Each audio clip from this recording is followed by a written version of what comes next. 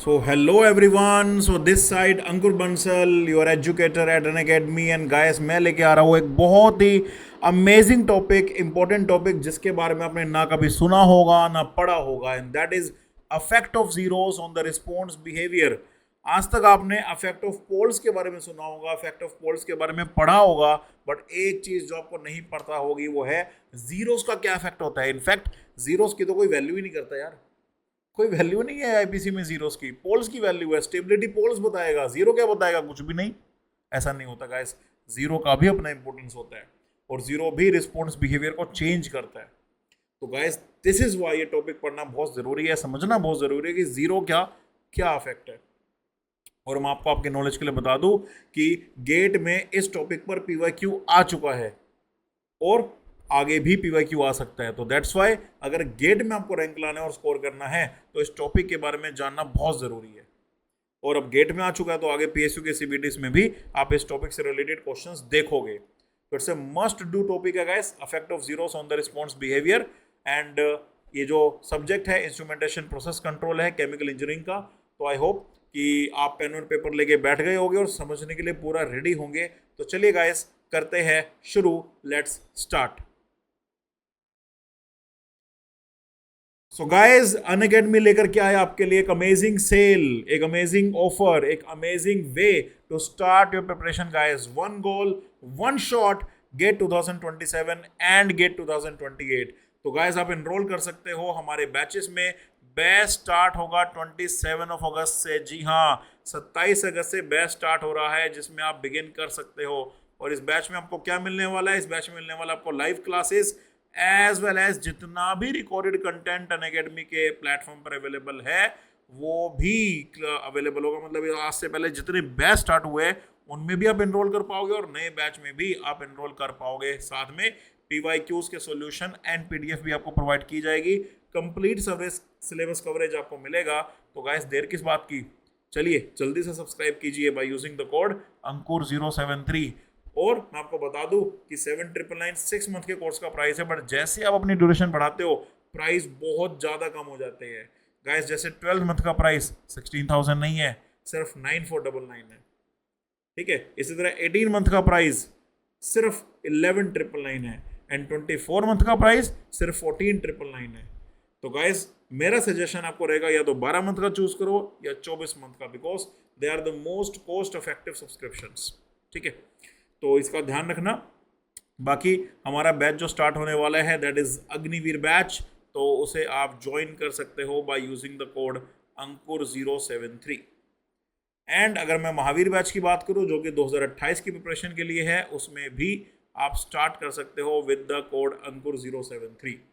ठीक है. हमारे पास दो तरह के सब्सक्रिप्शन है, प्लस और आइकॉनिक. दोनों में से आप कोई भी चूज कर सकते हो. आइकॉनिक में आपको मेंटोर की फैसिलिटी मिल जाती है, इसीलिए आप प्लस और आइकॉनिक में से जो आपको ठीक लग रहा हो, कॉस्ट इफेक्टिव आपको पड़ रहा हो, उसे चूज करो और अपनी जर्नी स्टार्ट करो guys.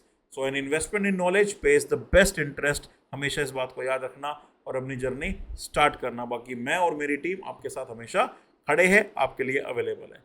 All the best guys, let's crack it. जैसे कि ये, ठीक है, यहाँ पे सिंपल सा फंडा है कि जो टाउ है दैट इज 1/ω(n). मतलब अगर मैं इसी सेकेंड ऑर्डर सिस्टम को रिप्लेस कर दूं, ठीक है, तो ये ω(n)² क्या बन जाएगा? ये बन जाएगा 1/τ², है ना. या फिर इस ω(n)² को कॉमन ले लूँ तो कैसे आ जाएगा? ω(n)² divided by 1/ω(n)² into s² plus 2 zeta ω(n) divided by ω(n)² into s plus 1 हो जाएगा. तो ω(n)² बाय ω² क्या बन जाएगा? 1 डिवाइडेड बाय 1/ω(n)² क्या बन गया? τ² s² प्लस ω(n) कैंसल, एक ω(n) नीचे बचेगा और 1/ω(n) क्या बनेगा? टाउ. सो 2 zeta tau into s plus 1, है ना. तो हमारे जो सेकेंड ऑर्डर सिस्टम हमने पढ़ा है वो इस तरह से पढ़ा है यूनिटी गेन के लिए, 1/τ² plus 2 zeta tau s plus 1. But उसी को रिप्रेजेंट करने का एक तरीका और भी होता है जो कि होता है ये. तो कहीं पे अगर इस तरह का फंक्शन लिखा हो तो कंफ्यूज नहीं होना है. क्योंकि कई बार कई बुक्स के अंदर कई राइटर्स ने टाउ का यूज ना करके ओमेगा एन का यूज किया है और हमारे इंपॉर्टेंट फॉर्मूलेस टाउ में ना देकर ओमेगा एन में दिए। बट आप ओमेगा एन को कभी भी टाउ में आसानी से रिप्लेस कर सकते हो। Tau is replaceable with omega N is replaceable with tau. ठीक है, that you can easily do. Okay, तो ये जो एक सेकेंड ऑर्डर सिस्टम होगा, इस सेकेंड ऑर्डर सिस्टम का अपना एक बिहेवियर होगा। मतलब अगर इस सेकेंड ऑर्डर सिस्टम को प्लॉट करते हैं और सपोज करो कि ये मान लेते हैं कि अंडर डैम्ड है मान लो, तो इसका अपना एक बिहेवियर है, अपना एक राइज टाइम है, अपना एक पीक टाइम है, अपना एक ओवरशूट है, अपना एक सेटलिंग टाइम है, सब कुछ है इसके पास।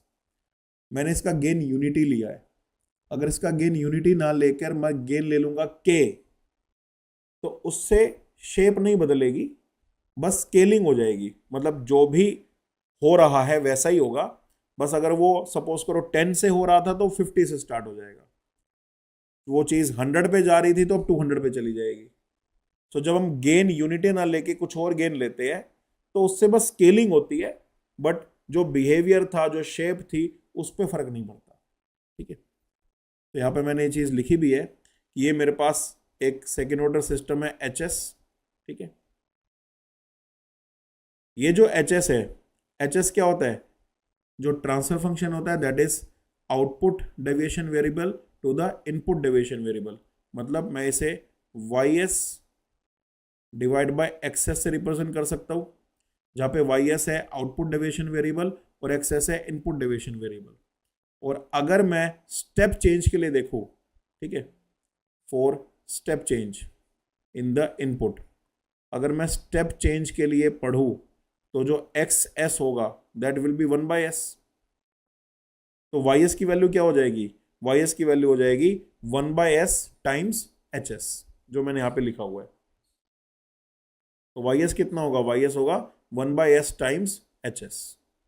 तो जो मेरा ट्रांसफर फंक्शन होता है, उस ट्रांसफर फंक्शन का जो स्टेप रिस्पॉन्स होगा वो हम बड़े आसानी से निकाल सकते हैं 1/S इंटू HS करके। मैंने आपको सिखाया भी था रिस्पॉन्स इक्वेशन के थ्रू कि किसी भी ट्रांसफर फंक्शन की जो रिस्पॉन्स इक्वेशन होती है दैट इज GS, जो GPS होता है उसका मतलब transfer function, multiplied by the step input value या जो भी इनपुट वैल्यू है। तो यहाँ पे स्टेप इनपुट लिया तो 1/S multiply by transfer function.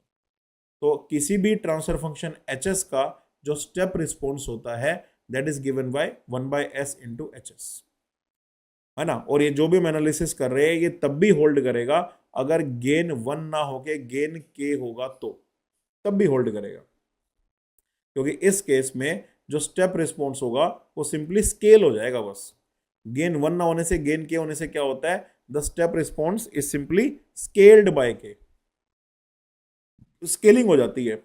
मतलब वो जो Y एक्सिस होगी वहां पर अगर 0, 10, 20, 30, 40, 50 ऐसी स्केलिंग हो रखी है तो वही स्केलिंग चेंज हो सकती है, 0, 100, 200, 300, 400 हो सकता है। तो स्केलिंग चेंज हो जाती है, बट जो करेक्टरिस्टिक्स होती है जैसे कि rise time, settling time, peak time, overshoot, ये सब सेम रहती है। ठीक है, इसीलिए चीजों को थोड़ा आसान रखने के लिए अभी मैं जो आपको बताने वाला हूं वो यूनिटी सेकेंड ऑर्डर सिस्टम के लिए बताने वाला हूं। ठीक है, गेन आएगा तो चीजें स्केल कर जाएगी बस, लेकिन जो भी हम पढ़ेंगे वो चीज चेंज नहीं होगी, वो एज इट इज रहेगी। फिर चाहे गेन 1 हो या गेन K हो, बट बार बार K ना लिखना पड़े, इसलिए मैं यूनिटी गेन सिस्टम्स के लिए भी आपको एक्सप्लेन करूंगा चीजों को। ठीक है,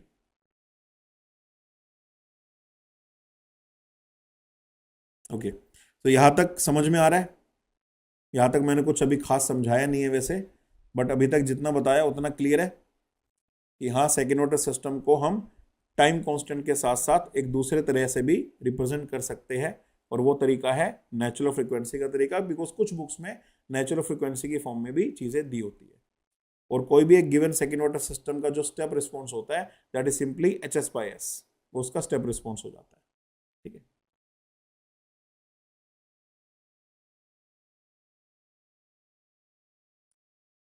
ओके एंड गाइस, आगे बढ़ने से पहले मैं आपको बता दूं कि ईयर एंड सेल अभी लाइव है अनअकैडमी पर, ईयर एंड सेल।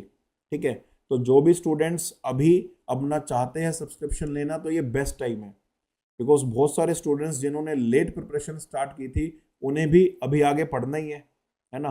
और बाद में आप सब्सक्रिप्शन लोगे, ज़्यादा पैसों में लोगे तो वो ज़्यादा कॉस्टली पड़ेगा। तो अभी आप अपने सब्सक्रिप्शन को ले सकते हो जो कि 9999 में आपको मिल जाएगा। सो 12 महीने का सब्सक्रिप्शन होगा, 9999 में आपको सब्सक्रिप्शन मिलेगा। कैसे? बाय यूजिंग द कोड अंकुर 073। और अगर अभी आप सब्सक्रिप्शन लेते हो तो 2 महीने का एक्सटेंशन भी है, मतलब 1 ईयर के सब्सक्रिप्शन के साथ आपको 2 महीने एडिशनल मिलेंगे, तो टोटल 14 मंथ का सब्सक्रिप्शन हो जाएगा। ठीक है, तो जो भी स्टूडेंट अभी सोच रहे हैं अपनी प्रिपरेशन स्टार्ट करने के लिए, वो सब्सक्रिप्शन लेकर अपनी जर्नी स्टार्ट कर सकते हैं। नया बैच भी मैंने लॉन्च कर दिया है, नया सब्जेक्ट भी मैंने लॉन्च कर दिया इंजीनियरिंग मैथमेटिक्स, तो आप डेफिनेटली उस सब्जेक्ट के साथ जा सकते हो। और आगे भी मैं बताऊंगा कैसे कैसे आपको सब्जेक्ट्स पढ़ने हैं, तो आप उसे बस फॉलो करते रहना। ठीक है, तो जिन्होंने भी अभी तक सब्सक्रिप्शन नहीं लिया वो ले सकते हैं, और जिन्होंने ले रखा है वो आगे 2027 तक अपना सब्सक्रिप्शन को एक्टिव रख सकते हैं बाय दिस ऑफर। तो आगे अब हम पढ़ने वाले जो कॉन्सेप्ट मैं आपको बताने वाला हूं ना, वो कॉन्सेप्ट हम पढ़ने वाले हैं affect of a zero on the step response. अभी तक हमने ये पढ़ा कि अफेक्ट ऑफ पोल्स क्या होता है, कि जब हमारे सिस्टम में पोल्स होते हैं तो पोल्स का अफेक्ट क्या होता है। अगर कोई पोल इमेजिनरी एक्सिस के लेफ्ट हैंड साइड पर होता है तो सिस्टम स्टेबल होता है। अगर कोई पोल हमारे इमेजिनरी एक्सिस के राइट हैंड साइड पर होता है तो सिस्टम अनस्टेबल होता है। अगर कोई पोल लेफ्ट हैंड साइड पर रियल एक्सिस पर होता है तो ट्रांजिएंट रिस्पॉन्स देखने को मिलता है। और अगर कोई पोल लेफ्ट हैंड साइड पे इमेजिनरी प्लेन में हो, मतलब कि रियल एक्सिस पे ना हो, कॉम्प्लेक्स प्लेन में हो, उसका एक इमेजिनरी पार्ट भी हो, तो फिर हमें सिस्टम में ऑसिलेशंस देखने को मिलती है। मतलब कि real negative pole stable system देते हैं और ट्रांजिएंट रिस्पॉन्स देते हैं जो डीके होता है। लेकिन कॉम्प्लेक्स कॉन्जुगेट पोल्स एक ऑसिलेटरी बिहेवियर हमें प्रोवाइड करते हैं जो कि डीके होता है। लेकिन वही अगर रियल पॉजिटिव पोल्स हो तो वो ट्रांजिएंट बिहेवियर तो देंगे बट वो डीके नहीं करेगा, वो बढ़ता रहेगा। और complex conjugate poles with the real positive part, तो वो भी एक ऑसिलेटरी रिस्पॉन्स देंगे बट उनका ऑसिलेशन भी बढ़ता रहेगा और अल्टीमेटली अनस्टेबल सिस्टम मिलेगा। और इमेजिनरी एक्सिस पर अगर मैं बात करूं, अगर कोई पोल्स प्रेजेंट है, कॉन्जुगेट पेयर्स प्रेजेंट है, तो वो सिंपल हमारा जो सिस्टम है वो कॉम्प्लेक्स कॉन्जुगेट पेयर्स जो इमेजिनरी एक्सिस पर उसके लिए मार्जिनल स्टेबल सिस्टम प्रोड्यूस करेंगे, मतलब एक सस्टेन्ड ऑसिलेशंस वाला सिस्टम हमें दे देंगे।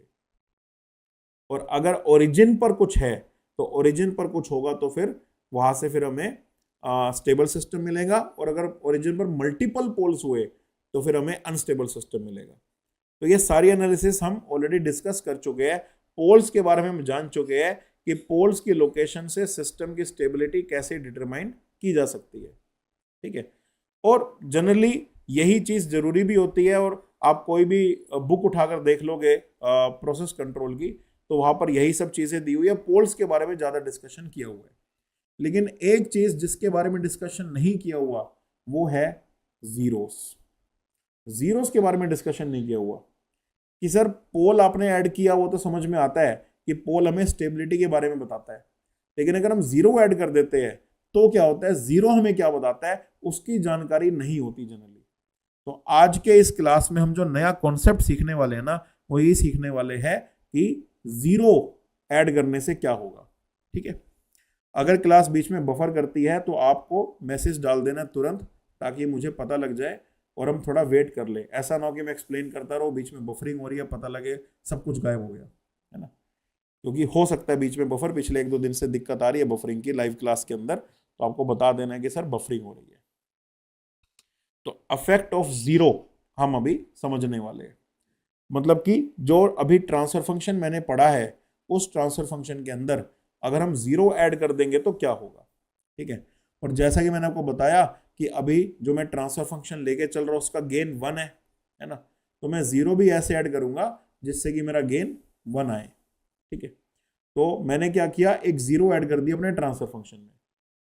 सो मेरा जो ट्रांसफर फंक्शन था एच एस, वो क्या था, omega N square divided by S square plus 2 zeta omega N into S plus omega N square. तो एक जीरो ऐड करना, जीरो क्या होता है, जीरो मतलब एक लीनियर इक्वेशन इन एस, ये मैं ऐड कर दूंगा अपने ट्रांसफर फंक्शन में। क्या ऐड कर दूंगा, लीनियर इक्वेशन इन एस। ठीक है, तो अगर मेरा जीरो है ना, 4a0 s is equals to minus Z, ठीक है, s is equals to minus Z, s is equals to minus Z के लिए क्वेश्चन क्या बनेगी, s is equals to minus Z के लिए क्वेश्चन बनेगी s plus Z equals to 0। तो ये लीनियर इक्वेशन मुझे क्या करनी है, मुझे वहां पे सब्सटीट्यूट कर देनी है। I will substitute A linear equation in the numerator.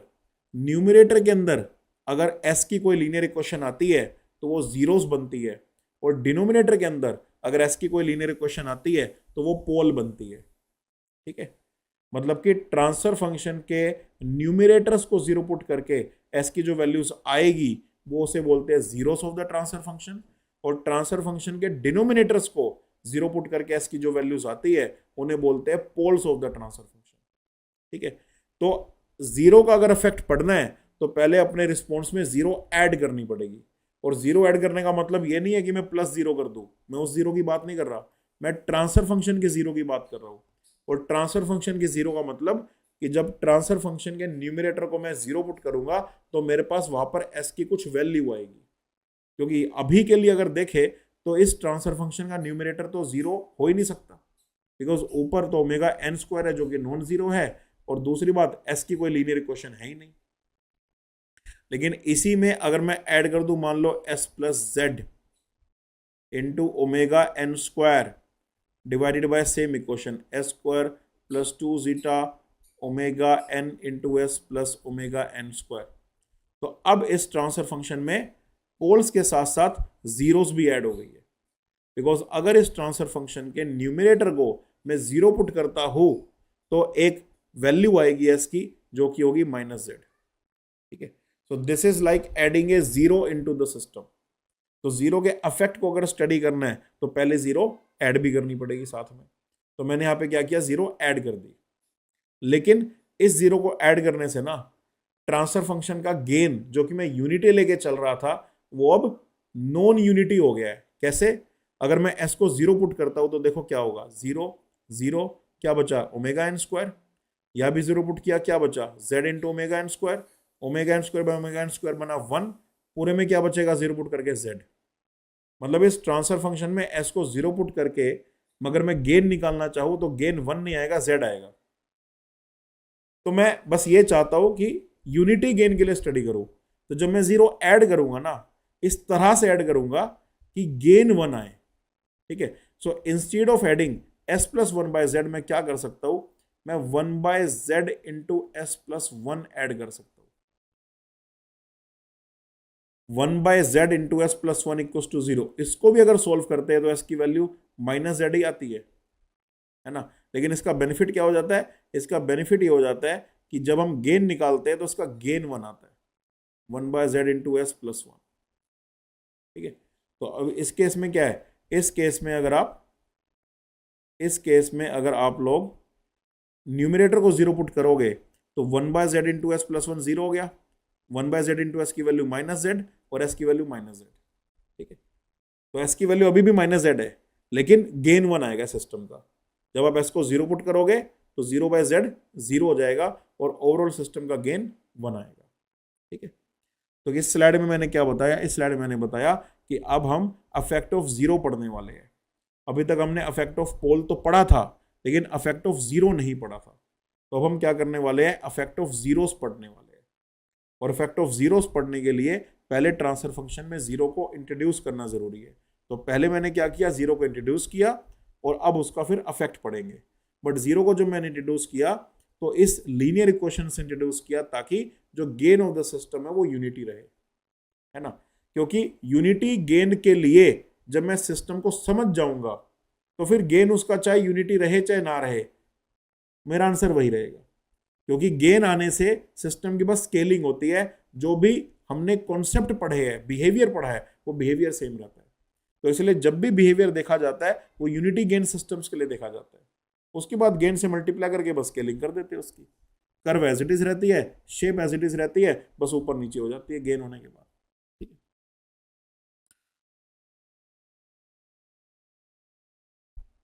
Instrumentation वालों के लिए भी है ये।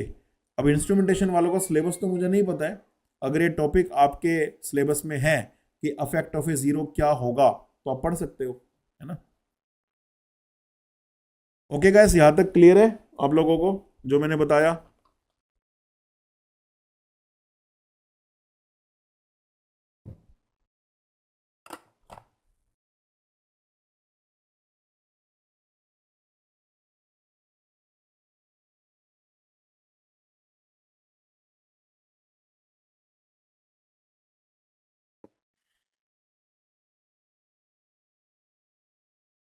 सीखना पड़ेगा गाइस, है ना। हमें एक कॉन्सेप्ट सीखना पड़ेगा, तभी हम आगे कोई क्वेश्चन सोल्व कर पाएंगे, ठीक है। लर्निंग करनी पड़ेगी। तो यहाँ पर हम एक नई चीज सीख रहे हैं, तो आपको वैसे ही सीखना पड़ेगा जैसे हम प्लस क्लास में सीखते हैं। बहुत से बच्चे शायद ये सोच के आए थे कि फटाफट हमें आंसर मिल जाएंगे, तभी एकदम से अटेंडेंस हाफ हो गई है, 36 से 18 पे आ गई है। आई डोंट नो उनकी क्या एक्सपेक्टेशन होगी, बट लर्निंग तो करनी पड़ेगी। बिना सीखे तो हमें कुछ नहीं मिलने वाला, ठीक है। ओके, तो ये चीज़ मैंने आगे प्रॉपर लिखी हुई है कि अब हम क्या करेंगे, हम जीरोस को ऐड करेंगे। वी ऐड जीरोस, ठीक है। जीरोस को ऐड करेंगे और जीरोस को ऐड करके सिस्टम के बिहेवियर को स्टडी करेंगे। तो हमने क्या किया, हमने एक जीरो ऐड किया, S is equal to minus Z, और जीरो ऐड करने के बाद हमारा जो ट्रांसफर फंक्शन है वो बन गया ये मैंने जीरो को ऐड कर दिया, 1/z into S plus one. और जीरो को ऐड मैंने इसी इक्वेशन से क्यों किया, ताकि गेन वन रहे, ये मैंने नीचे लिखा भी है। Reason for writing the zero term in this form instead of S plus Z is to maintain a gain of one, ठीक है। क्यों? क्योंकि हम कंपेयर कर सके, जो हमने अभी पीछे पढ़ा ना, ये वाला सिस्टम पढ़ा, इस सिस्टम से कंपेयर कर सके, इसीलिए। और कोई हमारा एम नहीं था, बस हम इससे कंपेयर करना चाहते थे, ठीक है। अब अगर आपको जीरो का फैक्ट समझना है ना, तो मैं क्या करूंगा, जीरो के इफेक्ट को समझने के लिए हम इस ट्रांसफर फंक्शन को तोड़ देंगे। मतलब 1/z into S plus one into omega N square है। अगर हम अलग अलग लिखे तो मैं कैसे लिख सकता हूं, मैं ऐसे लिख सकता हूं ना, कि जो हमारा नया ट्रांसफर फंक्शन है जिसे मैंने नाम दिया है एच जेड एस, ये जो नया ट्रांसफर फंक्शन है, ये अगर मैं वन से मल्टीप्लाई करूं ओमेगा एन स्क्वायर को, वन से मल्टीप्लाई करूं तो क्या बनेगा, तो ये वही बन जाएगा जो पहले मेरे पास था जिसमें जीरो नहीं थी, S square plus two zeta omega N into S plus omega N square. ये तब जब मैंने वन वन से मल्टीप्लाई किया, और जब मैं 1/z इंटू एस से मल्टीप्लाई करूंगा तो क्या आएगा, तो आ जाएगा 1/z into S into omega N square divided by S square plus two zeta omega N into S plus omega N square, ठीक है। तो मैंने क्या किया, अलग अलग लिख दिया, ओके। एक बार मैंने वन से मल्टीप्लाई कर दिया, एक बार एस बाय जेड से मल्टीप्लाई कर दिया। तो ये जो है, ये तो भी पुराने वाला है ना ट्रांसफर फंक्शन, मतलब जो मेरा नए वाला ट्रांसफर फंक्शन होगा that will be equals to the original transfer function, ठीक है, जिसमें जीरो नहीं थी वही, प्लस 1/z इंटू एस, और ये भी क्या है, ये भी पुराने वाला ट्रांसफर फंक्शन है एच एस। तो H S plus 1/z S H S, ये मेरे पास आ जाएगा, है ना। अब अगर मैं रिस्पॉन्स निकालना चाहूं, वाई जेड एस करना चाहूं, किसके लिए, for a step change, unit step change के लिए। तो यूनिट स्टेप चेंज के लिए वाई जेड एस क्या आएगा, ऑब्वियसली 1/s हो जाएगा इस पूरे का, H S plus 1/z S into H S, है ना। स्टेप चेंज के लिए पहले ट्रांसफर फंक्शन था, अब मैंने रिस्पॉन्स लिख लिया।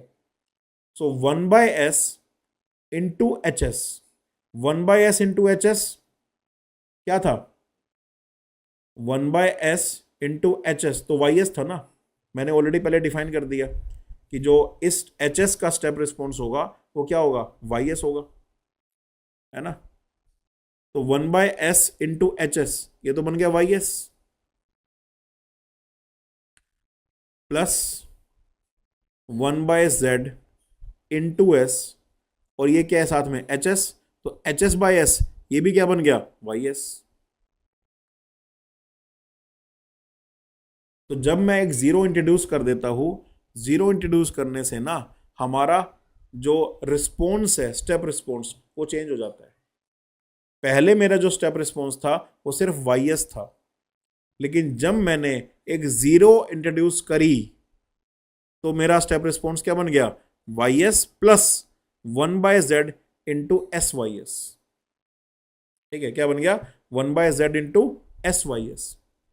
और क्या आप मुझे कमेंट बॉक्स में बता सकते हो कि अगर मैं वाई एस को एस से मल्टीप्लाई कर दूं, जो यहां पे दिख रहा है कि एस वाई एस बन चुका है, तो इसका जो लाप्लास इनवर्स होगा, अगर मैं इसका लाप्लास इनवर्स लेता हूं, टाइम डोमेन में लेकर आता हूं, तो ये जो मैंने एस का मल्टीप्लाई किया है, ये एस का मल्टीप्लाई अल्टीमेटली टाइम डोमेन में क्या रिफ्लेक्ट करेगा। ठीक है, अगर हम एस को मैंने मल्टीप्लाई यहां पे कर रखा है, तो ये जो एस का मल्टीप्लीकेशन है, ये टाइम डोमेन में हमें क्या बताएगा, व्हाट इट विल रिफ्लेक्ट।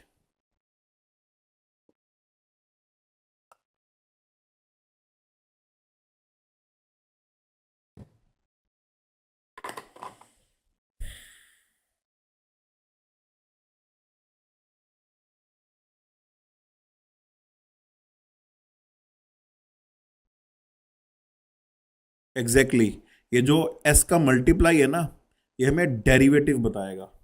मतलब कि अगर मैं यहाँ पे लाप्लास इनवर्स ले लेता हूँ, वाई जेड टी ले लेता हूँ, तो जो वाई जेड टी है ना, ये बन जाता है Y T plus 1/z Y dash T, या वाई डॉट टी।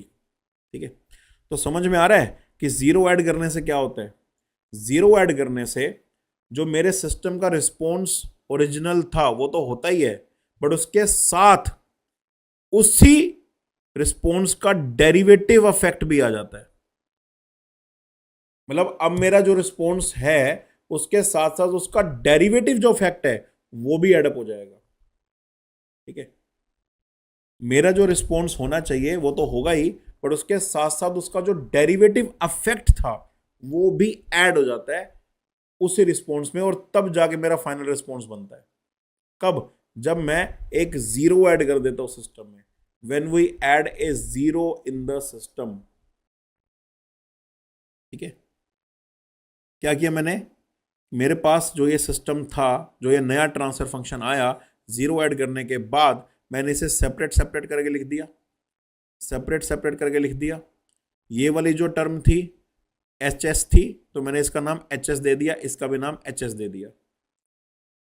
फिर मैंने क्या किया, स्टेप चेंज इंट्रोड्यूस किया इनपुट में। तो आउटपुट फंक्शन अगर मैं निकालूं, ये तो ट्रांसफर फंक्शन है, अगर मैं आउटपुट रिस्पॉन्स निकालता हूं for a unit step change, तो 1/s आ जाएगा, है ना। इनपुट मेरी 1/s हो गई, तो मैं इस पूरे ट्रांसफर फंक्शन को 1/s से मल्टीप्लाई कर दूंगा। तो 1/s इंटू एच एस, ये क्या था, ये वाई एस था, तो ये भी वाई एस बन गया, ये भी वाई एस बन गया। बट क्योंकि मैंने जीरो ऐड किया था, तो जीरो ऐड करने से जो एस की टर्म न्यूमिनेटर में आ चुकी है, वो एस की टर्म एक्चुअली में डेरिवेटिव को जन्म देगी। तो presence of a zero in the numerator will result into a derivative term in the final transfer function, not final transfer function, final response। जब आप एक जीरो ऐड कर देते हो सिस्टम में, तो उसका इफेक्ट क्या होता है, उसका इफेक्ट होता है कि फाइनल रिस्पॉन्स में डेरिवेटिव टर्म आ जाती है। ठीक है, ये जीरो का इफेक्ट होता है। और यही चीज हमने डी एक्शन में भी पढ़ी थी। जब आपने पीआईडी एक्शन में डी एक्शन देखा, तो डी एक्शन क्या था, डी एक्शन यही तो था, एक linear term in S numerator में आ गई थी, और वो जो एस न्यूमिनेटर में आया उससे क्या बना, उससे डेरिवेटिव एक्शन बना। ठीक है, अगर हम यहाँ पे पीआईडी एक्शन की बात करें, तो पीआईडी एक्शन में यही तो होता है। अगर मैं पीआईडी एक्शन की यहाँ पर बात करूँ, तो पीआईडी एक्शन क्या है, पीआईडी एक्शन में भी जो मेरा ट्रांसफर फंक्शन होता है, ठीक है, या जो मेरा रिस्पॉन्स होता है, कंट्रोलर का डिसीजन होता है, वो इसी तरह से लिया जाता है, के सी इंटू ई बार टी जो कि पी एक्शन है, फिर K C by tau I 0 to t E T D T जो कि इंटीग्रल एक्शन होता है, और फिर K C tau D D E T by D T, ये टर्म होती है मेरी। और ये टर्म क्यों होती है? ये टर्म इसलिए होती है क्योंकि एस डोमेन में हमारे पास एस का मल्टीप्लाई था न्यूमरेटर में। So K C into E bar S plus K C by tau I into E bar S by S. Integration क्या करती है? एस से डिवीजन करती है, और डेरिवेटिव क्या करता है? एस से मल्टीप्लाई करता है, एस ई बार एस। तो जब न्यूमरेटर में एस का मल्टीप्लाई होता है तो वो क्या करता है? डेरिवेटिव टर्म को जन्म देता है। तो जब किसी ट्रांसफर फंक्शन के अंदर आपको न्यूमरेटर में एक जीरो मिलती है मतलब एक लीनियर टर्म मिलती है in terms of S, we have a linear equation in terms of S, तो वो लीनियर इक्वेशन इन एस क्या करेगी? एक डेरिवेटिव टर्म को जन्म देगी। So presence of a zero in the numerator results into a derivative term in the response. तो अब जो मेरा रिस्पॉन्स है वो ओरिजिनल रिस्पॉन्स प्लस उसका डेरिवेटिव इफेक्ट रहेगा। ओरिजिनल रिस्पॉन्स तो होगा प्लस उसका डेरिवेटिव इफेक्ट भी साथ में आ जाएगा। ठीक है, इतना क्लियर है आप सभी को?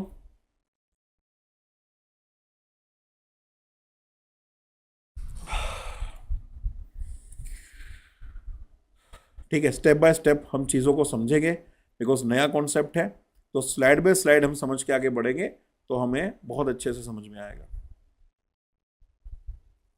और कोई भी क्वेश्चन हो तो हर स्लाइड के बाद आप अपना क्वेश्चन पूछ सकते हो।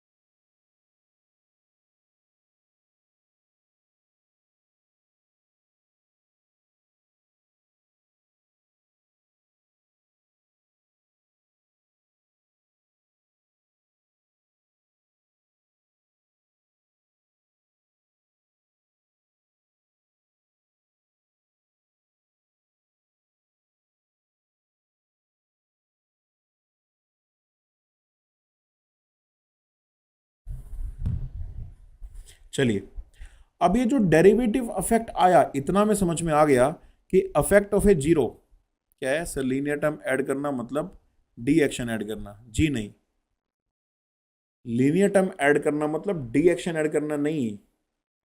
मैं कंट्रोलर में ऐड नहीं कर रहा हूं, मैं कंट्रोलर की बात नहीं कर रहा हूं, मैं प्रोसेस की बात कर रहा हूं। किसकी बात कर रहा हूं? प्रोसेस की।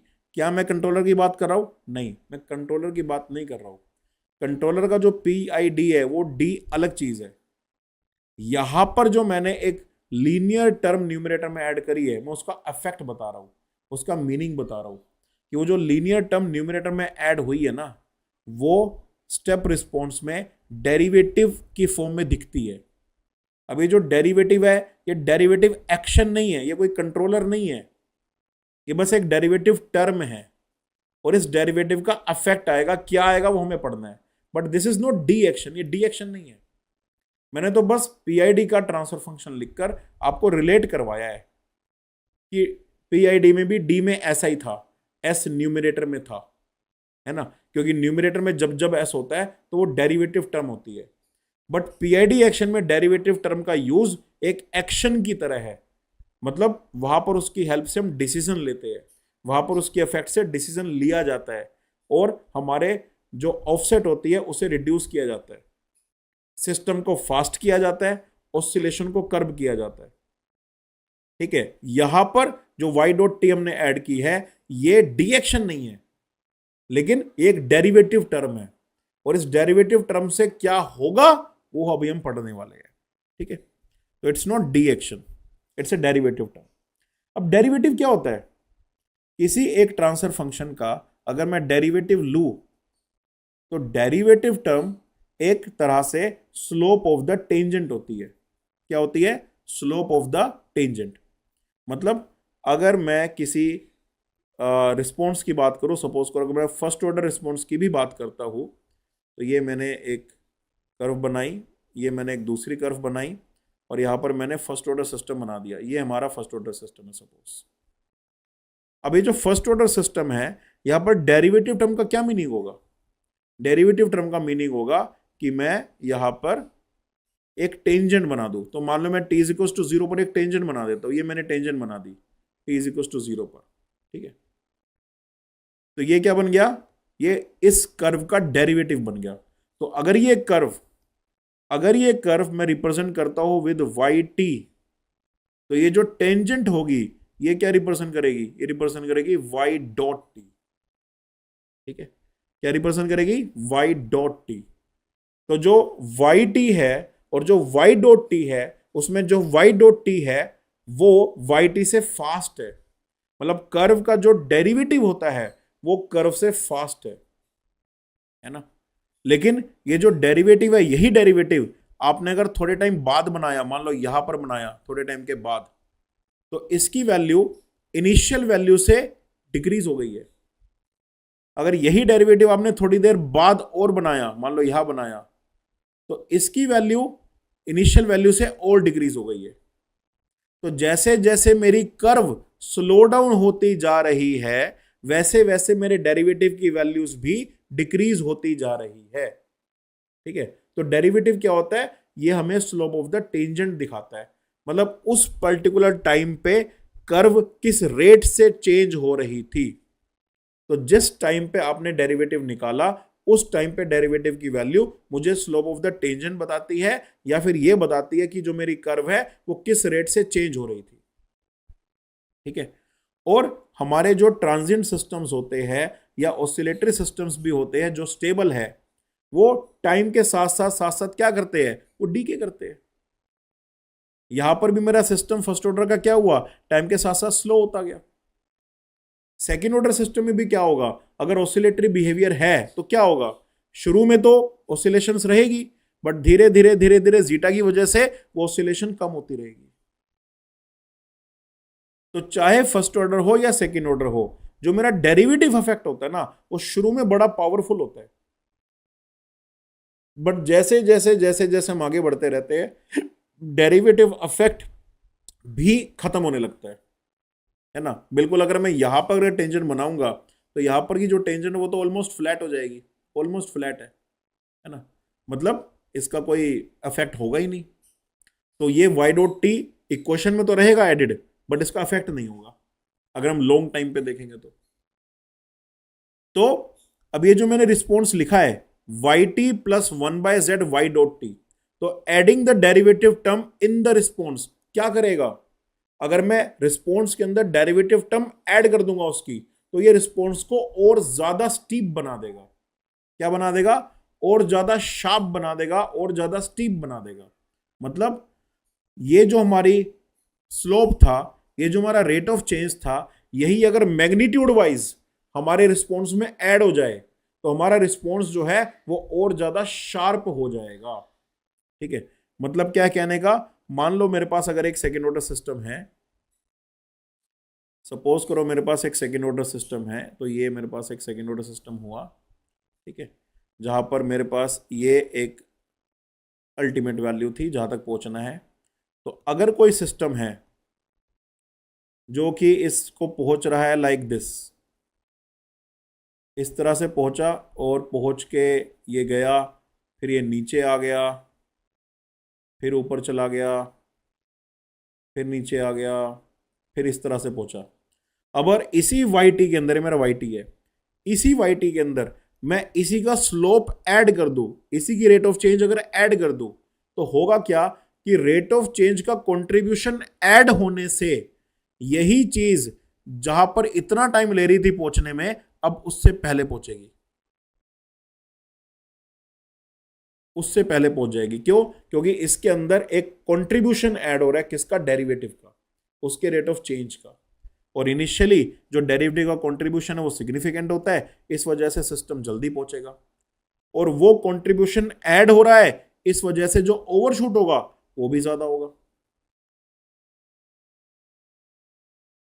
और क्योंकि पहले पहुंच रहा है तो जो पीक आएगी वो भी पहले आएगी, है ना। बट जैसे जैसे हम आगे बढ़ेंगे, जीटा की वजह से ये जो चीज है ये धीरे धीरे डिक्लाइन करेगी और अल्टीमेटली ये वो पहुंच जाएगा जहां पे इसे पहुंचना है। ठीक है, मतलब जब एक रिस्पॉन्स के अंदर हम उसका डेरिवेटिव कंट्रीब्यूशन ऐड कर देते हैं तो वो रिस्पॉन्स इनिशियली हमें और ज्यादा फास्ट दिखाई देता है, और ज्यादा फास्ट हो जाएगा।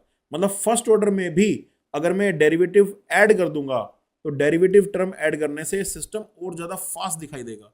मतलब यही फर्स्ट ऑर्डर सिस्टम मुझे कुछ इस तरह से दिखेगा, और ज्यादा फास्ट शुरू में, बट ओवर द टाइम क्योंकि इसका कंट्रीब्यूशन जीरो हो जाएगा तो ये लास्ट में आते आते कुछ खास कमाल नहीं दिखाएगा और मेरा सिस्टम उसी टाइम पे ही पहुंचेगा अपने रिस्पॉन्स पे जिस पे पहुंचना था। बट हाँ, शुरू में थोड़ा सा फास्ट जरूर दिखेगा। ये हो सकता है सेटलिंग टाइम में भी थोड़ा इंप्रूवमेंट दिखे, बट वो विजिबल नहीं होगा। लेकिन स्टार्टिंग में because the derivative effect is dominant तो उसका इफेक्ट यहां पे दिखेगा। वही इफेक्ट सेकेंड ऑर्डर में भी हमें दिख रहा है कि जब डेरिवेटिव कंट्रीब्यूशन मैंने ऐड किया तो स्टार्टिंग के अंदर सिस्टम थोड़ा फास्ट हो गया, मतलब मैग्नीट्यूड ज्यादा हो गया। तो यहां पर वो पहले पहुंचेगा भी, पीक भी पहले आएगी, ओवरशूट भी ज्यादा होगा, ये सब चीजें हमें देखने को मिलेगी। और फिर धीरे धीरे धीरे धीरे क्योंकि आगे जाते जाते डेरिवेटिव टर्म डीके करती जा रही है, इस वजह से डेरिवेटिव का कंट्रीब्यूशन हमें आगे नहीं दिखेगा, जो दिखेगा शुरू में दिखेगा, मिड में धुंधला हो जाएगा, लास्ट में आते आते खत्म हो जाएगा। तो ये इफेक्ट होता है डेरिवेटिव टर्म का जब हम डेरिवेटिव टर्म रिस्पॉन्स में ऐड करते हैं तो। ठीक है, इतना पोर्शन क्लियर है गाइस।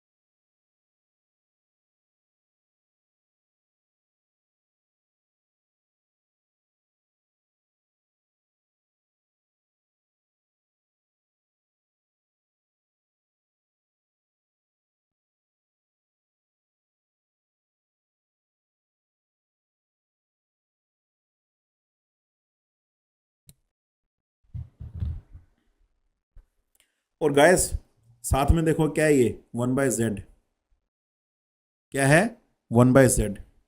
ये 1/z क्या है? ये जो z है ना, ये जीरो की लोकेशन है। क्या चीज है ये? जीरो की लोकेशन है।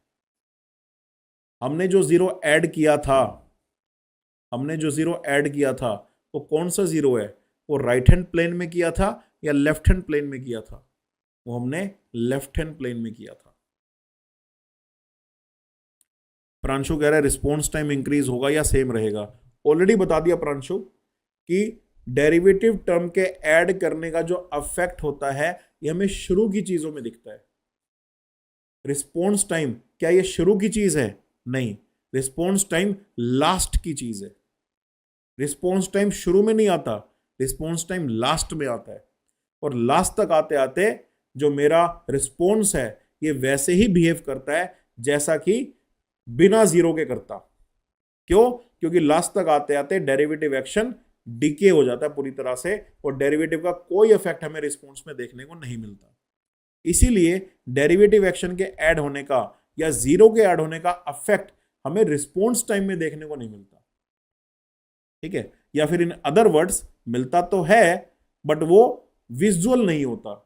मतलब आप उसे देखकर ऐसा बोलोगे कि एक ही जैसा है, ज्यादा डिफरेंस है नहीं। तो इसीलिए ये माना जाता है जीरो का इफेक्ट रिस्पॉन्स टाइम में नहीं होता, बट स्टार्टिंग की जो कैरेक्टरिस्टिक्स होती है जैसे कि rise time, peak time, overshoot, इन पे होता है। ठीक है, हाँ जी, तो मैं क्या बता रहा था, मैं ये बता रहा था कि जो मेरा जीरो मैंने ऐड किया है वो लेफ्ट हैंड पोल में ऐड किया है, लेफ्ट हैंड फेज में ऐड किया है, लेफ्ट हैंड साइड में ऐड किया है। It's a left hand phase zero. तो ये जो लेफ्ट हैंड फेज जीरो है मतलब इमेजिनरी के लेफ्ट में लाई करता है ये जीरो, है ना। कहाँ लाई करता है? इमेजिनरी के लेफ्ट में लाई करता है। मतलब कि अगर ये मेरी इमेजिनरी एक्सिस है तो यहां कहीं पे लाई करता है। ठीक है।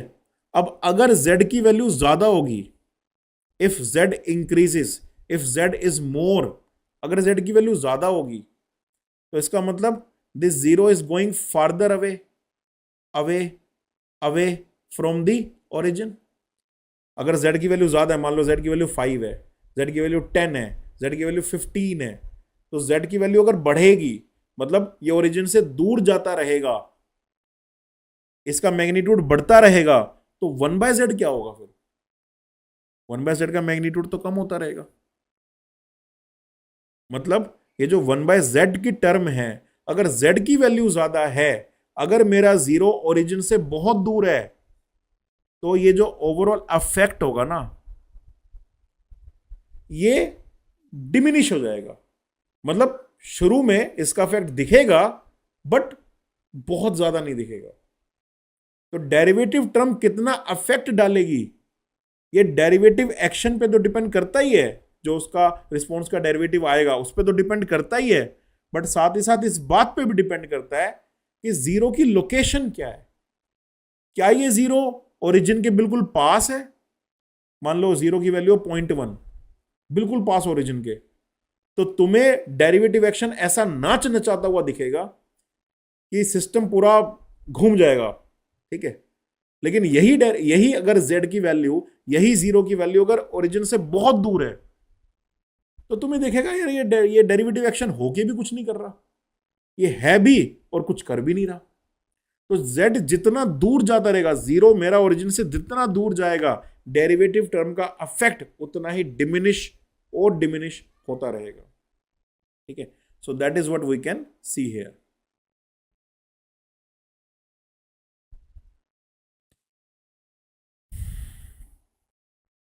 तो ये सब चीजें हमने सीखी। अफेक्ट ऑफ ए जीरो हमने सीखा कि एक जीरो को अफेक्ट ऐड करने से क्या अफेक्ट होता है। ठीक है। अब ये चीज मैंने प्रॉपर वे में नोट्स में लिखी हुई है, तो वो मैं आपको दिखाता हूं। सबसे पहले तो जो मैंने लिखा कि मैंने दोनों टर्म्स को अलग अलग कर दिया, एस वाली टर्म को अलग और जो वन वाली टर्म थी वो अलग कर दी। ये बन गया एच एस और ये भी बन गया एच एस। ठीक है, एच एस बन गया। फिर जब मैंने स्टेप रिस्पॉन्स निकाला, तो स्टेप रिस्पॉन्स का मतलब बाहर 1/s आ जाएगा। अब एच एस बाई एस तो बन जाएगा वाई एस, और एच एस बाई एस ये भी बन जाएगा वाई एस। लेकिन इस वाई एस के साथ क्योंकि एस का मल्टीप्लाई है, इसीलिए ये एस का मल्टीप्लाई एक डेरिवेटिव टर्म को जन्म देगा। एस का मल्टीप्लाई होने की वजह से यहां पर एक डेरिवेटिव टर्म हमें देखने को मिलेगी। ठीक है।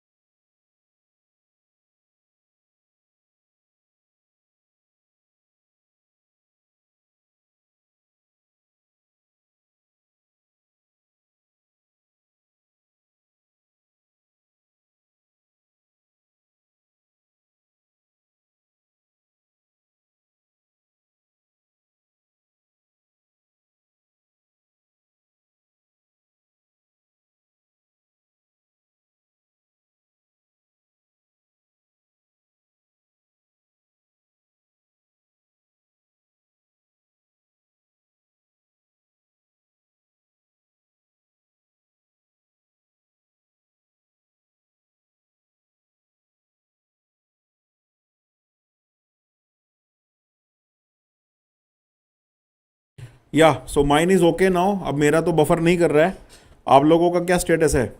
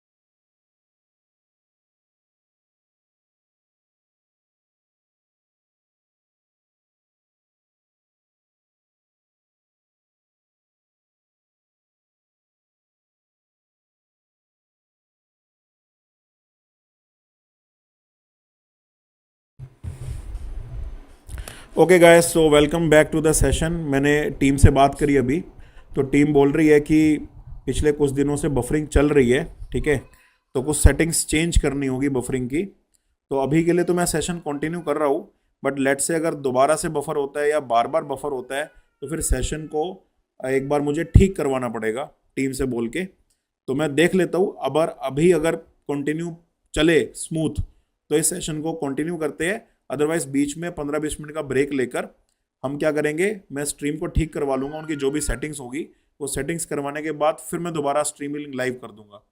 क्योंकि बार बार बफरिंग अगर होगी ना तो वो कंटिन्यूटी टूट जाती है लर्निंग की, फिर पढ़ाने वाले की भी कंटिन्यूटी टूटती है और पढ़ने वाले की भी कंटिन्यूटी टूट जाती है ना, दोनों में मज़ा नहीं आता फिर। तो आई वॉन्ट कि बस वीडियो ठीक से चलता रहे, ठीक है। तो अभी तक मैंने आपको क्या पढ़ाया था, मैंने अफेक्ट ऑफ जीरो आप लोगों को समझा दिया है कि जीरो के ऐड करने का क्या अफेक्ट होता है, ठीक है। तो यहां पर मैंने बताया कि जब मैंने लाप्लास इनवर्स लिया तो एक तो मेरे पास ओरिजिनल सिस्टम आया, साथ में इस ओरिजिनल सिस्टम का डेरिवेटिव वर्जन ऐड हुआ। कैसे? वन मैग्नीट्यूड के साथ नहीं, वन बाय जेड के साथ। वन बाय जेड मतलब एक scaled version of derivative add हो गया, ठीक है। तो वो मैंने यहाँ पे बोल्ड करके और अंडरलाइन करके लिखा हुआ है, the step response of the second order system with a zero at s is equals to minus z is given by the step response of the original system plus a scaled version of the derivative of the step response of the original system। मतलब इसी question को मैंने words में लिख दिया। तो जब एक सेकेंड ऑर्डर सिस्टम में एक जीरो ऐड हो जाती है s is equal to minus Z, तो फिर उसका जो स्टेप रिस्पॉन्स होता है वो कॉम्बिनेशन होता है टू टर्म्स का। First term is the step response of the original system जब उसमें जीरो नहीं थी, प्लस ए स्केल्ड वर्जन। स्केल्ड वर्जन क्यों? क्योंकि मैग्नीट्यूड वन नहीं है ना, इसका कोफिशिएंट वन नहीं है, तो scaled version of the derivative of the step response of the original system, ये हो जाता है, ठीक है। अब ये होने से क्या चीज बदलती है ना, तो वो मैंने आपको सिखाया।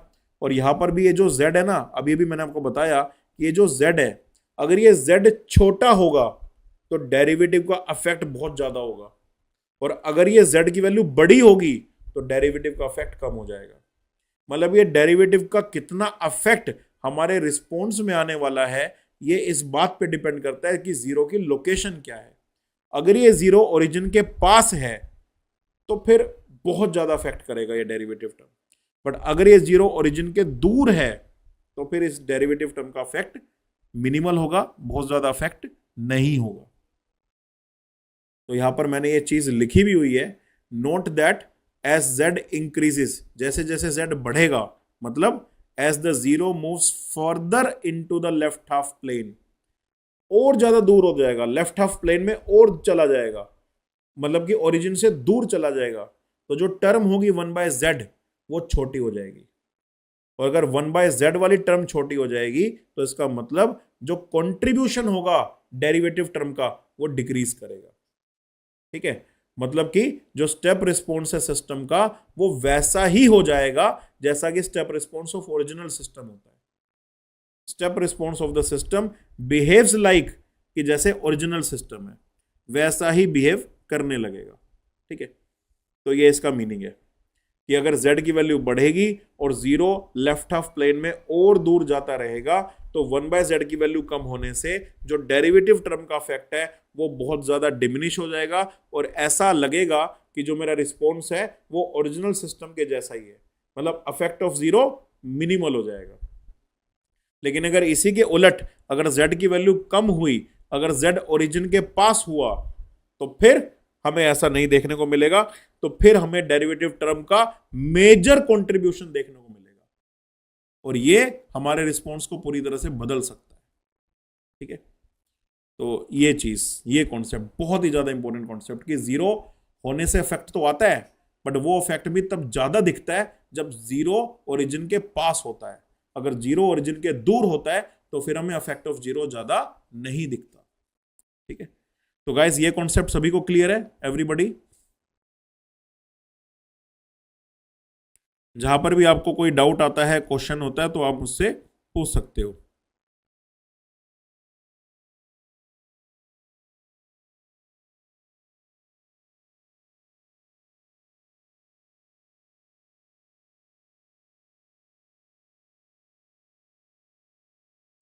तो ये जो मैंने आपको अभी समझाया कि जीरो अगर ओरिजिन के पास हो तो क्या होगा, जीरो अगर ओरिजिन से दूर है तो क्या होगा, इस चीज को ना मैंने ग्राफिकली भी दिखाया है। तो नेक्स्ट स्लाइड में ग्राफ है और उस ग्राफ में आपको काफी अच्छे से दिखेगा कि जीरो का अफेक्ट क्या होता है। अगर जीरो ओरिजिन से पास होती है, ओरिजिन के पास होती है तो क्या अफेक्ट होता है, और अगर जीरो ओरिजिन के दूर चली जाती है तो फिर क्या अफेक्ट होता है। दोनों चीजें अभी आपको अच्छे से समझ में आ जाएगी। तो ये ग्राफ देख सकते हो आप, यहाँ पर जो जीरो है, जो मैंने 1/z लिखा था, उस z को यहाँ पे इस ग्राफ में k से बताया गया है। ठीक है, मतलब z की वैल्यू मतलब k की वैल्यू से सोचो। तो ये जो ब्लू कलर में ग्राफ है ना, ये है सिस्टम विदाउट जीरो, मतलब अगर सिस्टम में जीरो नहीं होगी तो कैसा होगा।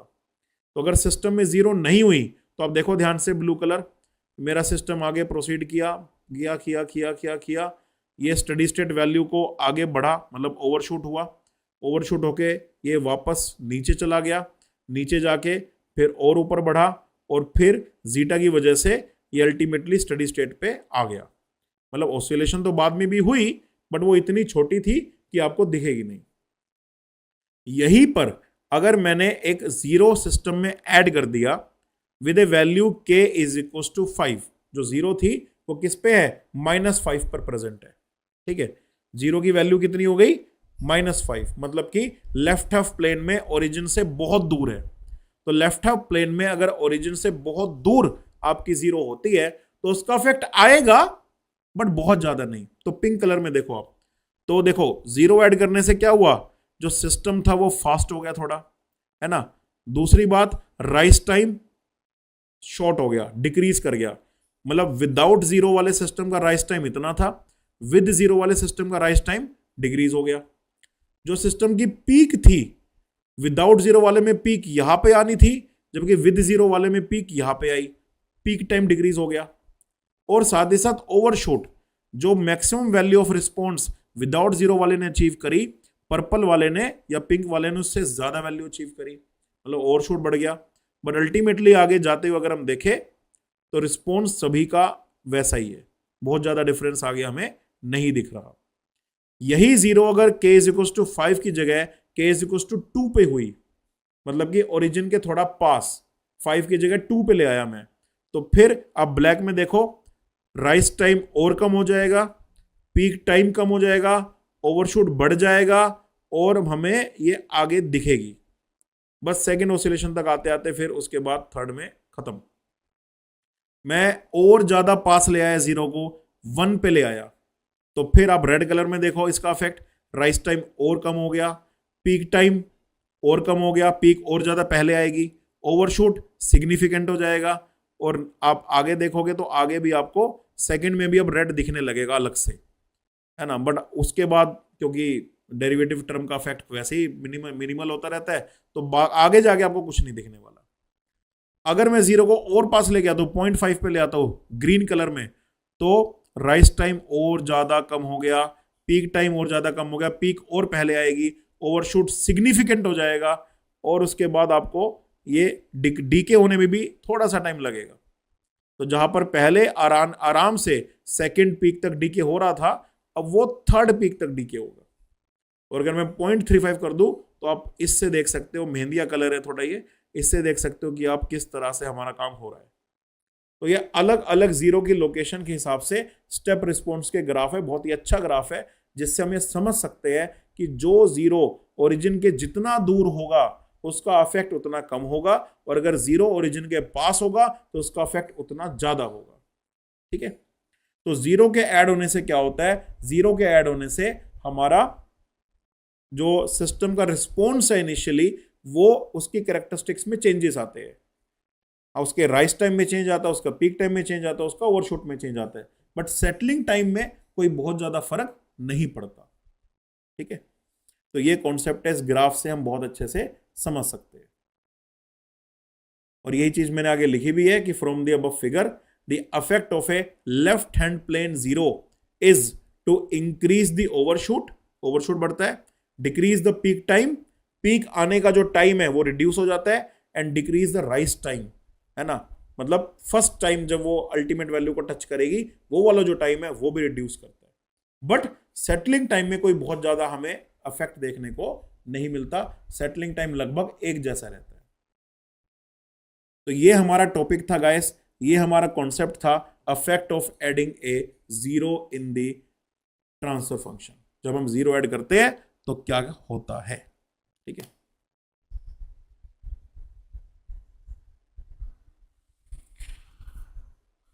So everybody is clear guys. आपको ये सब अपने नोट्स में नोट भी करना है। ठीक है, तो अभी आप अगर साथ साथ नोट कर पा रहे हो तो ठीक है, नहीं तो फिर आप बाद में वीडियो को देखकर पॉज करते करते ये सब अपने नोट्स में नोट कर लेना, बिकॉज जब तक ये चीज़ आपके नोट्स में नहीं आएगी तब तक रिवीजन में नहीं आएगी, रिवीजन में नहीं आएगी तो सीख नहीं पाओगे फिर, तो नोट भी करना जरूरी है। ठीक है,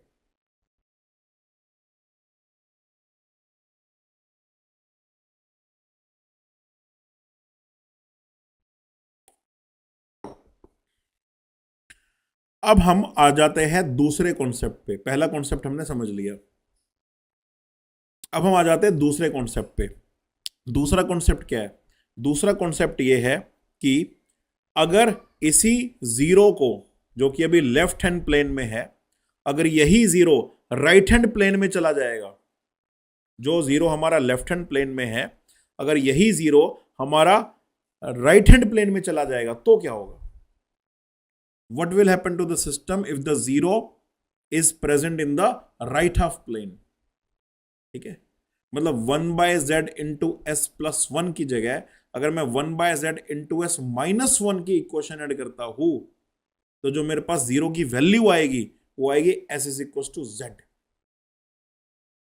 या फिर उसी इक्वेशन में जो मैंने ऐड की 1/z into S plus one, उसी इक्वेशन में अगर z की वैल्यू नेगेटिव थी, अगर z खुद ही नेगेटिव है, तो फिर s is equal to minus Z में z नेगेटिव होने से अल्टीमेट वैल्यू पॉजिटिव आएगी, है ना।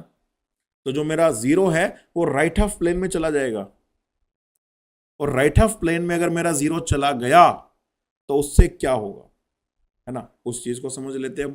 क्योंकि अगर जीरो लेफ्ट हैंड प्लेन में है तो क्या क्या होता है हमने जान लिया, लेकिन अगर वही जीरो राइट हाफ प्लेन में हो तो फिर क्या होता है? हम ये तो जानते हैं कि अगर पोल्स राइट हाफ प्लेन में होते हैं तो उसका इफेक्ट होता है कि सिस्टम अनस्टेबल हो जाता है, बट अगर जीरो राइट हैंड प्लेन में होते हैं तो उसका इफेक्ट क्या होता है वो जानना जरूरी है। ठीक है, तो पहली बात तो वो जीरोस जब राइट हाफ प्लेन में हमें जीरो मिलते हैं ना, तो उन जीरोस को हम बोलते हैं नॉन मिनिमम फेज जीरोस। उनका नाम होता है एनएमपी। क्या नाम होता है? एनएमपी। उन्हें नाम दिया जाता है नॉन मिनिमम फेज जीरोस। ठीक है, नॉन मिनिमम फेज जीरोस। और उन सिस्टम्स को जिनमें ये नॉन मिनिमम फेज जीरोस होते हैं उन सिस्टम्स को बोला जाता है नॉन मिनिमम फेज सिस्टम्स। तो कहीं पे अगर ये टर्मिनोलॉजी लिखी हो नॉन मिनिमम फेज सिस्टम्स, तो इस पर आप समझ जाना कि उसका जो जीरो है वो पॉजिटिव प्लेन में है। ठीक है, तो ये चीज मैंने यहां पे लिखी हुई है कि अगर जीरोस राइट हाफ प्लेन में चले जाते हैं कॉम्प्लेक्स प्लेन के, तो फिर उन सिस्टम्स को, उन जीरोस को बोला जाता है नॉन मिनिमम फेज जीरोस। उन्हें बोला जाता है नॉन मिनिमम फेज जीरोस। और ऐसे सिस्टम्स को बोला जाता है नॉन मिनिमम फेज सिस्टम्स। और ऐसे सिस्टम्स का जो कंट्रोल डिजाइन होता है ना, वो चैलेंजिंग होता है in comparison to the without this phase zeros. मतलब अगर फेज जीरोस हमारे राइट हाफ प्लेन की जगह लेफ्ट हाफ प्लेन में होते हैं तो फिर भी चीजें समझाना आसान है, बट अगर यही जीरो राइट हाफ प्लेन में चली जाती है ना, तो इनका समझाना थोड़ा मुश्किल होता है। मतलब चीजें थोड़ा मुश्किल हो जाती है, कॉम्प्लेक्स हो जाती है हमारे लिए। ठीक है,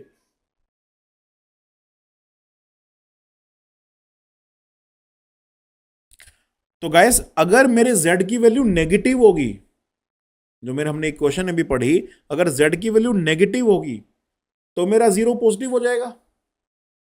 लेकिन ये जो हमने अभी पढ़ा था यहां पर, ये जो मेरी इक्वेशन थी, अगर मेरे z की वैल्यू नेगेटिव है तो इस नेगेटिव की वजह से होगा क्या? ये जो बीच में प्लस था ना, ये प्लस माइनस हो जाएगा। मतलब अगर मेरी जीरो राइट हाफ प्लेन में है तो डेरिवेटिव टर्म का कंट्रीब्यूशन ऐड नहीं होगा, डेरिवेटिव टर्म का कंट्रीब्यूशन सबट्रैक्ट होगा। ठीक है, क्या होगा? अगर मेरा जीरो पॉजिटिव प्लेन में है, राइट हाफ प्लेन में है, तो उसकी वजह से डेरिवेटिव टर्म का जो कंट्रीब्यूशन है, जो स्केल्ड वर्जन है, वो मेरे ओरिजिनल रिस्पॉन्स में ऐड नहीं होगा, मेरे ओरिजिनल रिस्पॉन्स से सबट्रैक्ट होगा। ठीक है, मतलब कि मेरा सिस्टम दो सिस्टम्स की तरह बिहेव करने लगेगा जो कि एक दूसरे के ऑपोजिट काम कर रहे हैं। एक प्लस में काम कर रहा है, एक माइनस में काम कर रहा है। और आप लोग तो जानते ही हो कि जो डेरिवेटिव एक्शन होता है, जो डेरिवेटिव अफेक्ट होता है, वो ओरिजिनल सिस्टम से तो फास्ट होता है, बिकॉज ओरिजिनल सिस्टम तो डीके कर ही रहा है, लेकिन उस पर्टिकुलर टाइम पे जो रेट ऑफ चेंज है वो तो फास्ट थी ना। तो डेरिवेटिव एक्शन नॉर्मल सिस्टम से फास्ट होता है किसी भी टाइम पे। तो अगर ये डेरिवेटिव एक्शन माइनस है, मतलब कि इसका कंट्रीब्यूशन अगर नेगेटिव है और डेरिवेटिव एक्शन फास्ट भी है, कंट्रीब्यूशन नेगेटिव है, एक्शन फास्ट है, कुछ समझे? कुछ समझे गुरु? कि डेरिवेटिव एक्शन फास्ट है, उसका कंट्रीब्यूशन नेगेटिव है, इसका मतलब क्या होगा? इसका मतलब मेरा रिस्पॉन्स इनिशियली, क्योंकि डेरिवेटिव एक्शन इनिशियली ही कंट्रीब्यूट करता है, उसका जो मेन इफेक्ट होता है ना वो इनिशियली ही होता है। तो इनिशियली मेरा जो रिस्पॉन्स है वो उस डायरेक्शन में जाने की बजाय जहां पर उसे जाना है ऑपोजिट डायरेक्शन में स्टार्ट होगा, और ऑपोजिट डायरेक्शन में स्टार्ट होकर फिर फाइनली उस डायरेक्शन में जाएगा जहां पर उसे जाना है। मतलब कि ओवरशूट की जगह हमें क्या देखने को मिलेगा? ओवरशूट की जगह हमें अंडरशूट देखने को मिलेगा। क्या देखने को मिलेगा? अंडरशूट देखने को मिलेगा। और जब एक सिस्टम में अंडरशूट हमें देखने को मिलता है, मतलब पहला जो रिस्पॉन्स है वो ओवरशूट की जगह अंडरशूट हो, तो ऐसे सिस्टम्स को बोला जाता है इनवर्स रिस्पॉन्स। मतलब जब ये जीरो मेरा राइट हाफ प्लेन में होगा तो अंडरशूट क्रिएट करेगा, और इस अंडरशूट के क्रिएट होने की वजह से हमें इनवर्स रिस्पॉन्स देखने को मिलेगा। क्या देखने को मिलेगा? इनवर्स रिस्पॉन्स देखने को मिलेगा।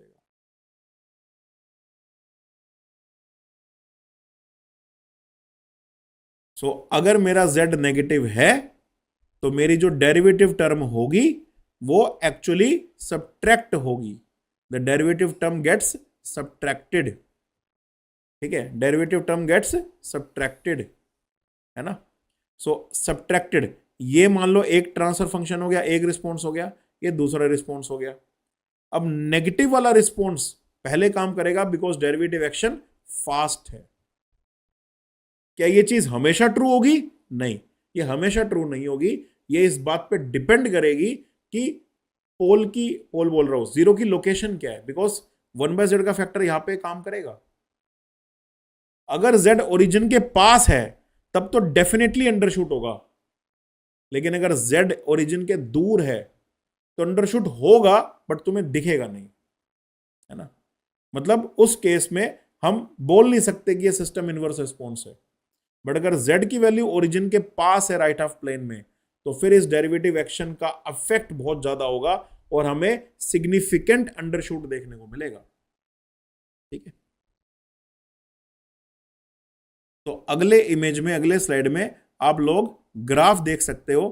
ठीक है, और ये ग्राफ आप देखोगे, पहला सिस्टम जिसमें कोई जीरो नहीं है वो कैसा बिहेव करता है, दूसरा सिस्टम जिसमें एक जीरो है, और तीसरा सिस्टम जिसमें जीरो है और वो जीरो ओरिजिन के पास है। ठीक है, तो लेट्स चेक द ग्राफ। तो हमारे पास ये ग्राफ है गाइस, इसमें हम देखो पहला जो रेड वाला ग्राफ है इसमें जीरो नहीं है। तो पहला ग्राफ अगेन ये पहुंचा सिस्टम के स्टडी स्टेट पे आया, शूट किया, फिर डाउन गया, फिर शूट किया, फिर डाउन गया, और करते करते स्टडी स्टेट पे आ गया। अब अगर मैं सिस्टम में non minimum phase zero add कर देता हूं, एक ऐसी जीरो जो राइट हाफ प्लेन में है, तो फिर ये system originally initially positive direction में स्टार्ट करने की बजाय नेगेटिव डायरेक्शन में स्टार्ट करेगा। Instead of starting in the positive direction, this will start in the negative direction, और अंडरशूट देने के बाद फिर ये नॉर्मल तरीके से बिहेव करेगा। और आप देख सकते हो किस तरह से यहां पे काम चल रहा है। और अगर मैं उस जीरो को ओरिजिन के और पास कर देता हूं तो ये अंडरशूट हमें और ज्यादा सिग्निफिकेंट देखने को मिलेगा। मतलब अंडरशूट का जो मैग्नीट्यूड है वो और ज्यादा होगा, और फिर जाके ये पॉजिटिव में फिनिश करेगा। तो जो जीरो हमारे ओरिजिन से दूर जाता रहेगा वहां पे अंडरशूट का मैग्नीट्यूड कम होता रहेगा, और अगर जीरो ओरिजिन के पास आता रहेगा तो अंडरशूट का मैग्नीट्यूड बढ़ता रहेगा। So that is what happens when a positive zero in the right half plane gets added to the system. तो इसका मतलब ये हुआ, this means that the step response of the system will initially go in the negative direction. Initially कहा जाएगा negative direction में, since this negative term originating from the derivative dominates the beginning of the transit response. क्योंकि ये जो negative term है ये derivative से पैदा हुई है, और डेरिवेटिव फास्ट होता है, शुरू में डोमिनेट करता है, इसीलिए आपको शुरू में सिस्टम नेगेटिव डायरेक्शन में जाता हुआ दिखेगा। इसी प्रोसेस को बोला जाता है अंडरशूट। ठीक है, सो अगर मेरी जीरो लेफ्ट हाफ प्लेन में है तो सिस्टम का रिस्पॉन्स जैसा था वैसा ही होगा, but initially it will become more fast, it decreases the rise time, decreases the peak time, increases the overshoot, but won't affect the settling time. But if the same zero is present on the right half plane, then it will result into a negative derivative contribution, which will push the system to move or to start initially in a negative direction, and then it will finish positively. Okay, and that is known as the undershoot or inverse response. Okay, so that is what happens when a positive zero gets added. Aditya कह रहा है कि s plus Z होगा पिछली slide में, s plus Z होगा पिछली slide में। कौन सी स्लाइड भाई? ये राइट हाफ प्लेन की पहली स्लाइड थी, फिर ये राइट हाफ प्लेन की दूसरी स्लाइड है। यहां पर क्योंकि z नेगेटिव था इसलिए उसने प्लस को माइनस कर दिया, है ना। और तो यहां पे कहीं पे s इक्वल टू जेड लिखा नहीं है, और ये तीसरी साइड पे ग्राफ है और ये इसका एक्सप्लेनेशन है ना। तो S is equal to plus Z, मतलब कि राइट हाफ प्लेन का जीरो। मैंने क्या किया, सेम इक्वेशन ऐड करी, 1/z into S plus one, जो इक्वेशन एडेड थी वहां पर S is equal to minus Z आ रहा था मेरा। क्यों आ रहा था, क्योंकि z मैंने पॉजिटिव लिया था, तो पॉजिटिव जीरो बनाने के लिए मैंने z को नेगेटिव ले लिया। अगर z नेगेटिव हो जाएगा तो अल्टीमेटली जीरो मेरी पॉजिटिव हो जाएगी। इस तरह से बता रहा हूं सर। थर्ड वाले ग्राफ में ओवरशूट डिक्रीज हो जाएगा एंड ऑसिलेशन करके जीरो पे खत्म होगा एज कंपेयर टू 1 and 2। जी, यहां पर अंडरशूट और ज्यादा नीचे जाएगा और अल्टीमेटली ये खत्म होगा यहां पर जीरो पे, ठीक है, क्योंकि ग्राफ उतना ही बढ़ सकता है, ठीक है, अल्टीमेटली फिनिश वहीं पे करेगा जहां पे कि उसका गेन है। तो अगर मेरा अंडरशूट का मैग्नीट्यूड मेरे पॉजिटिव सिस्टम के गेन के मैग्नीट्यूड के बराबर ही हो जाएगा तो फिर ये जीरो पे फिनिश करेगा, क्योंकि फिनिश कहाँ करना है, ये चीज तो k1 माइनस k2 पे डिपेंड करती है कि मेरा जो पहला ट्रांसफर फंक्शन है g1 उसका गेन क्या है और दूसरा ट्रांसफर फंक्शन g2 उसका गेन क्या है। तो अगर कोई भी मतलब सिस्टम नहीं है नेगेटिव में तो k1 पे फिनिश करता है, और अगर है तो फिर थोड़ा सा ऊपर नीचे फिनिश करता है। तो यहां पर अगर मेरे सिस्टम का अंडरशूट का मैग्नीट्यूड इतना ज्यादा हो जाएगा कि वो मेरे पॉजिटिव गेन को ही कॉम्प्रोमाइज कर दे तो सिस्टम जीरो पे सेटल हो जाएगा, ठीक है। तो यहां पर हमें क्या समझना है, यहां पर हमें समझना है कि पॉजिटिव जीरो होने से होता क्या है। पॉजिटिव जीरो होने से डेरिवेटिव टर्म का कंट्रीब्यूशन नेगेटिव चला जाता है, जिसकी वजह से हमें अंडरशूट देखने को मिलता है, ठीक है। तो that is what we need to understand. तो ये है affect of zero when you add the zero in the positive side, ठीक है। तो मैंने अफेक्ट ऑफ जीरो आपको समझा दिया जब पॉजिटिव साइड और नेगेटिव साइड में ऐड होगा।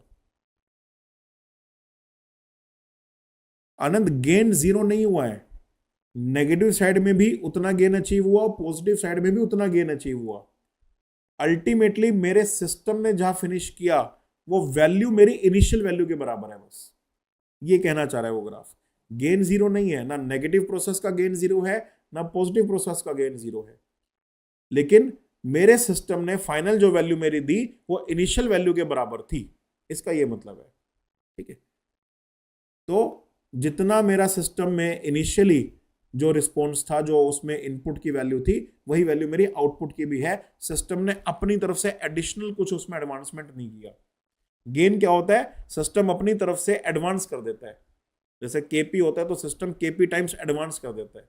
अदरवाइज अगर केपी नहीं होता तो फिर जितना एम होता है वही हमारा सिस्टम रहता है, ठीक है।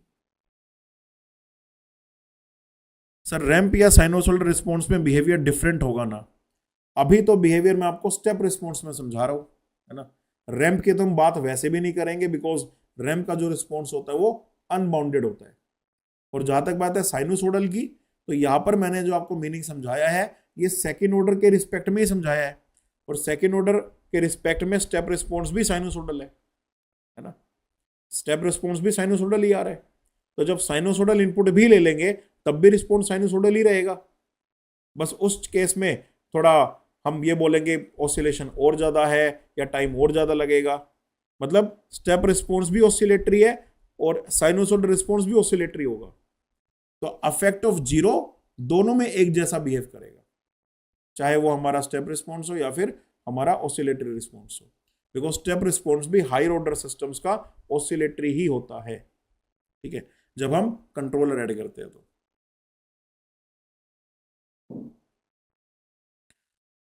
तो यहां पे हमारा टॉपिक होता है खत्म, है ना। ये जो हमारा कॉन्सेप्ट था होता है खत्म, और इसकी समराइजेशन अगर मैं करूं तो मैंने एक बहुत अच्छी समरी बनाई है ना, जो आप देख सकते हो।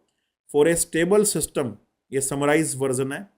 फॉर ए स्टेबल सिस्टम जो हमारा रिस्पॉन्स होता है y not t typically rises smoothly like a decaying exponential, ठीक है, स्मूथ राइज करता है और डीकेइंग एक्सपोनेंशियल की तरह चलता रहता है, ठीक है। It's derivative y dot t is positive and large near the start, ठीक है, क्या होता है, शुरू में लार्ज होता है and then decays to zero. शुरू में लार्ज होता है और बाद में डीके करता है। इसका जो डेरिवेटिव है y डॉट टी, ये शुरू में लार्ज होता है और बाद में डीके करता है। ठीक है, अगर हम y डॉट टी को ऐड करते हैं विद पॉजिटिव गेन, तो इससे जो इनिशियल राइज होता है वो और ज्यादा स्टीप हो जाता है। जो पीक आती है वो पहले आती है ना, और ओवरशूट बढ़ जाता है। ठीक है, तो सिंपली जो मेरा y नोट टी है वो जैसे चलता है वैसा चलेगा। जब डेरिवेटिव टर्म ऐड होती है तो उसका इफेक्ट शुरू में ज्यादा होता है और बाद में वो डीके कर जाती है जीरो पे। और y डॉट टी को जब हम ऐड करते हैं तो इस वजह से इनिशियल राइज स्टीप हो जाता है और पीक और ज्यादा हाइयर हो जाती है। और पीक के हाइयर होने का मतलब होता है कि ओवरशूट बढ़ गया। ठीक है, और इन शॉर्ट अगर मैं बोलूं तो राइज टाइम डिक्रीज कर जाता है, फास्टर राइज होता है। पीक टाइम डिक्रीज कर जाता है, पीक जल्दी आती है। ओवरशूट इंक्रीज कर जाता है, मतलब पीक हाइयर बनती है।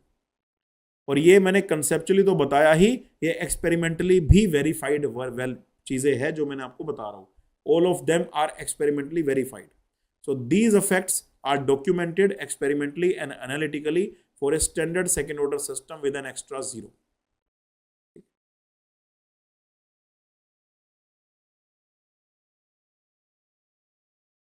और अगर जीरो राइट हाफ प्लेन में हो तो y डॉट डी तो पॉजिटिव ही रहेगा, बट जो माइनस साइन है ना, उसकी वजह से हमारा जो टोटल आउटपुट है वो रोंग डायरेक्शन में चला जाएगा, मतलब अंडरशूट करेगा। ऑब्वियसली डिपेंड अपॉन कि जीरो का मैग्नीट्यूड क्या है, इसलिए मैंने लिखा है मे गो। ठीक है, and then reverse and eventually settle at the correct final value. ठीक है, तो ये तब होता है जब सिंगल राइट हाफ प्लेन में जीरो होती है तो। ठीक है, so output initially moves opposite to the steady state direction, okay, and then obviously goes down and final output should go up.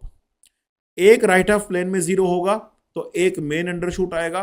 ज्यादा जीरोस होगी राइट हाफ प्लेन में तो मल्टीपल अंडरशूट आपको देखने को मिल सकते हैं। ठीक है, ये तो एक जीरो की बात थी राइट हाफ प्लेन में, मल्टीपल जीरोस आ जाती है तो आपको मल्टीपल अंडरशूट ओवरशूट ग्राफ में देखने को मिल सकते हैं। मतलब ग्राफ में अगर आपको एक से ज्यादा अंडरशूट दिखे तो समझ लेना एक से ज्यादा जीरो पॉजिटिव हाफ प्लेन में आपके लिए होगी। और अगर एक ही अंडरशूट देखने को मिले तो फिर एक जीरो हमारे सिस्टम में प्रेजेंट होगी। तो ये समराइज्ड वर्जन हमने जो भी पढ़ा पूरा, उसका समराइज्ड वर्जन यहां पे मैंने आपके लिए लिख दिया, समझा दिया।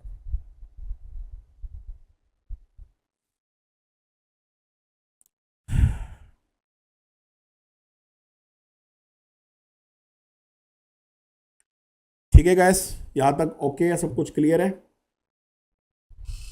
एंड गाइस, ये मेरा टेलीग्राम चैनल है, मेरी क्लासेस की जो भी अपडेट होती है वो इसी टेलीग्राम चैनल पर आपको प्रोवाइड की जाती है। तो इसलिए इस टेलीग्राम चैनल को ज्वाइन जरूर करना, सो दैट कोई भी क्लास आप मिस ना करो। आगे भी कई सारे सेशंस लेने वाला हो, वन शॉट सेशंस भी लेने वाला हूँ मैं आगे सब्जेक्ट्स के, तो वो भी आप मिस ना करो, इसीलिए इस चैनल को आप ज्वाइन कर लेना।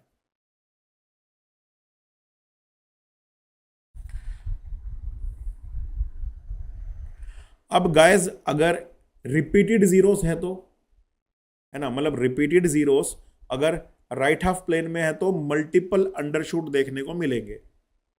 लेकिन अगर वही repeated zeros left half plane में है तो क्या होगा?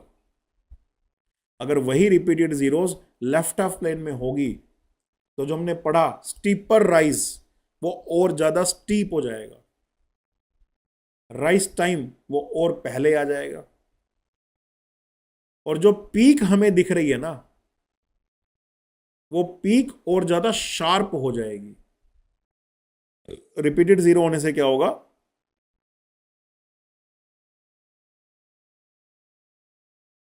कि जो पीक्स हमें दिख रही है ना, अभी भी आप देखो क्या हो रहा है,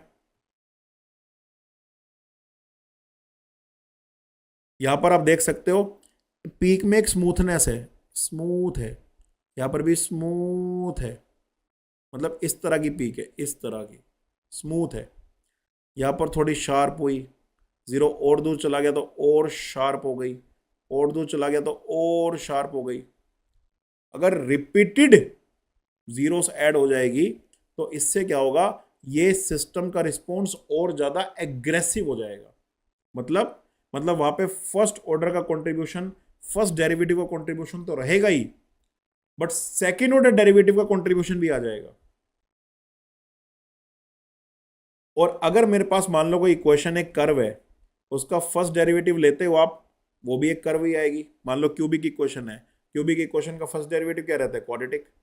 क्वाड्रेटिक का फिर एक और डेरिवेटिव ले, सेकंड डेरिवेटिव, वो क्या रहता है, लीनियर। और लीनियर का एक और डेरिवेटिव ले, थर्ड डेरिवेटिव, तो क्या हो जाता है, constant.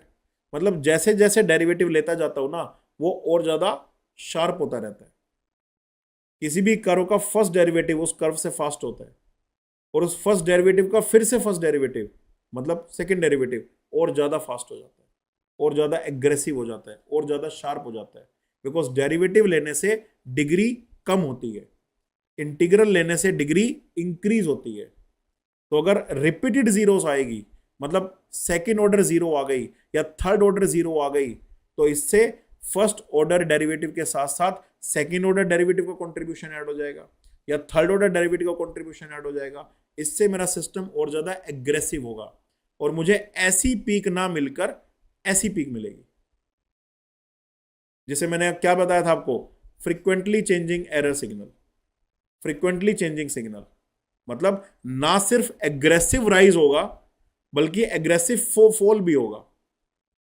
Flip flop, flip flop, aggressive fall होगा।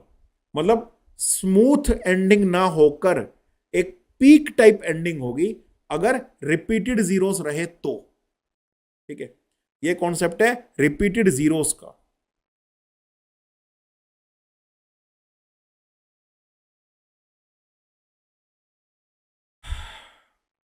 तो अगर मेरे सिस्टम में रिपीटेड जीरोस है तो, फॉर रिपीटेड जीरोस, तो repeated zero, the key point is second derivative. Once the second derivative appears in the expression, अगर रिपीटेड जीरो है तो सेकेंड ऑर्डर डेरिवेटिव आ जाएगा, या फिर थर्ड डेरिवेटिव भी आ सकता है ना। तो इससे होगा क्या कि जो अर्ली पार्ट था, बिकॉज डेरिवेटिव लेने से हम मेनली जो चेंजेस देखेंगे ना, वो अर्ली पार्ट में देखेंगे, बिकॉज बाद में तो डेरिवेटिव्स को डीके डाउन होना ही है। तो very early part of the response becomes much more aggressive than when only first derivative is present.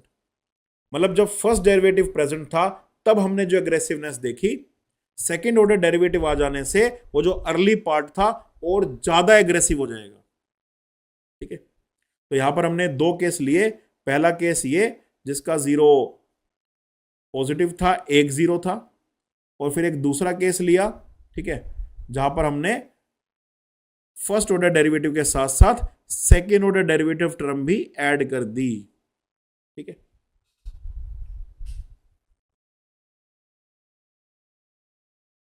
तो इससे होगा क्या, जब डबल डेरिवेटिव सिस्टम में एंट्री करेगा, तो डबल डेरिवेटिव के सिस्टम में एंट्री करने से मैग्नीट्यूड बढ़ जाएगा right at the start. Start में मैग्नीट्यूड बहुत ज्यादा होगा। ठीक है, और early transient can first band very sharply. पहला जो भी ट्रांजिएंट होने वाला है, मतलब ऊपर से जो नीचे होने वाला है, इंक्रीज से डिक्रीज या डिक्रीज से इंक्रीज, पहला जो ट्रांजिएंट होने वाला है, पहला जो बेंड होने वाला है, वो बेंड शार्प बेंड होगा। ठीक है, then flip curvature when double derivative changes sign, है ना। तो जो अर्ली ट्रांजिएंट है ना, early transient basically double derivative dominate करेगा। ठीक है, और उसका मैग्नीट्यूड फास्ट होगा। तो हमें क्या समझना है, हमें यह समझना है कि अगर रिपीटेड जीरो रहेगी तो सिस्टम का रिस्पॉन्स और ज्यादा एग्रेसिव होगा, सिस्टम का राइज और ज्यादा फास्ट होगा, और सिस्टम का जो ट्रांजिएंट है, जो ओवरशूट है, जो पीक है, वो शार्प बनेगी और फ्लिप फ्लॉप टाइप में बनेगी। मतलब बहुत जल्दी डायरेक्शन चेंज कर लेगा, बहुत जल्दी साइन चेंज कर लेगा। It will change the sign very very fast. तो दो चीजें हमें देखने को मिलेगी अगर रिपीटेड जीरोस है तो। दो चीजें, पहली मैग्नीट्यूड फास्ट होगा, और दूसरी साइन चेंज जल्दी होगा। ये दो चीजें देखने को मिलेगी। Second derivative grows and decays more rapidly, so the curve can shoot up or down more abruptly. Second order derivative grow भी बहुत जल्दी से होता है, डीके भी बहुत जल्दी से होता है, बिकॉज फास्टर है फर्स्ट से, इसीलिए कर्व शूट और डाउन ज्यादा जल्दी करेगी, अब्रप्ट करेगी, मैग्नीट्यूड ज्यादा होगा। मतलब पिछले वाले केस के कंपैरिजन में जब सिंगल जीरो थी तो ज्यादा शूट देखने को मिलेगा, और साइन चेंज जल्दी होगा, मतलब कि जो कर्वेचर ऑफ द रिस्पॉन्स है वो जल्दी फ्लिप करेगा। तो instead of going smoothly it will flip very fast, ठीक है, गिविंग द विजिबल इन्फ्लेक्शन, और आपको लगेगा जैसे इन्फ्लेक्शन हुई है। इन्फ्लेक्शन मतलब जहां पर शार्प राइज या चेंज होता हो, दिखता हो हमें, जहां पर मेरी जो टेंजेंट है वो दोनों तरह की कर्व से मिले, इंक्रीज से भी डिक्रीज से भी, यहां पर, या फिर जहां पर हम यूनिक टेंजेंट ना बना सके, वो है विजिबल इन्फ्लेक्शन, ठीक है। Instead of a single smooth hump, एक सिंगल स्मूथ हम्प देखने के बजाय हमें शार्प विजिबल इन्फ्लेक्शन देखने को मिलेगी, फ्लिप होगा ये जल्दी। इसे बोलते हैं अर्लियर साइन चेंज, मतलब साइन चेंज जल्दी होगा, ठीक है। तो ये दो बातें हमें ध्यान रखनी है अगर रिपीटेड जीरोस है तो, बिकॉज रिपीटेड जीरो होने से सेकंड डेरिवेटिव टर्म ऐड हो जाएगी जो फर्स्ट डेरिवेटिव से फास्ट है। ये ग्रो भी जल्दी होती है और डीके भी जल्दी होती है, और सिस्टम के रिस्पॉन्स के अर्ली पार्ट को डोमिनेट करती है, और इसके होने की वजह से मैग्नीट्यूड फास्ट हो जाएगा, राइज टाइम और कम हो जाएगा, पीक और ज्यादा बढ़ जाएगी, और पीक बढ़ने के साथ साथ शार्प हो जाएगी, मतलब साइन चेंज जल्दी होगा और ये रिस्पॉन्स जल्दी फ्लिप करेगा, और instead of a smooth hump हमें एक इन्फ्लेक्शन देखने को मिलेगी। So that is what happens when the repeated zeros are there in the system, ठीक है। तो ये मैंने इन शॉर्ट ऐड कर दिया है। इन शॉर्ट सिंगल जीरो होगा तो फर्स्ट डेरिवेटिव इफेक्ट आएगा, जिससे सिस्टम इनिशियली फास्ट होगा, बट स्टिल जो ओवरशूट है ना वो स्मूथ रहेगा। लेकिन अगर रिपीटेड जीरो ऐड हुई तो फिर स्ट्रॉन्ग सेकेंड डेरिवेटिव इफेक्ट भी सिस्टम में एंट्री कर लेगा। इससे जो मेरा रिस्पॉन्स है वो ज्यादा शार्प होगा, विगली ट्रांजिएंट का मतलब है जल्दी जल्दी फ्लिप करेगा, not like the gently rounded overshoot. एक राउंडेड ओवरशूट की तरह विगली ट्रांजिएंट होगा, मतलब जल्दी जल्दी ये साइन चेंज करेगा, बट सिर्फ इनिशियल पार्ट के लिए, थ्रू आउट नहीं, इनिशियल पार्ट के लिए, because this second derivative term grows very fast and decays very fast. So that is what happens when the repeated zeros are present.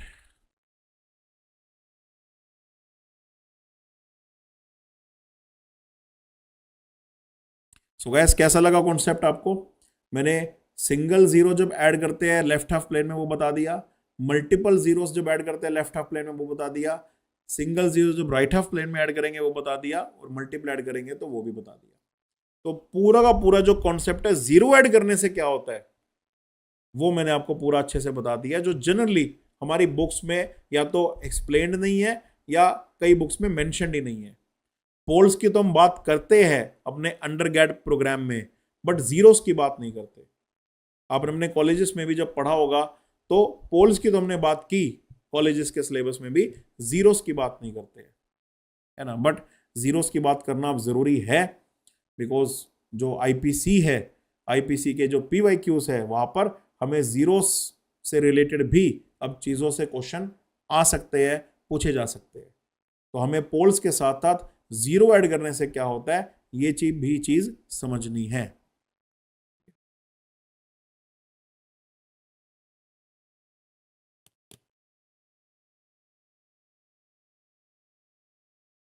तो ये जो पूरी एक्सप्लेनेशन है, ये एक्सप्लेनेशन पूरी आप दोबारा जरूर सुनना, है ना, because this is the first time for you learning this concept, और फर्स्ट टाइम में हम 50 से 60% ही समझ पाते हैं। अभी मैं आपसे पूछूंगा कि समझ में आ गया तो 50-60% से हम समझ में आता है।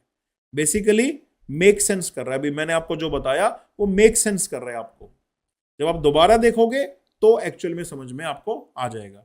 और इसको दोबारा जरूर देखना है, बिकॉज दोबारा देखकर आपको नोट्स भी बनाने हैं प्रॉपर, है ना, क्योंकि जब आप हैंड रिटन लिखोगे ना तो आपको समझने के साथ साथ और ज्यादा लिखने की वजह से समझ में आएगा। तो इसके प्रॉपर हैंड रिटन नोट्स आपको बनाने हैं सेशन को दोबारा देखकर, बहुत ज्यादा इंपॉर्टेंट कॉन्सेप्ट है ये।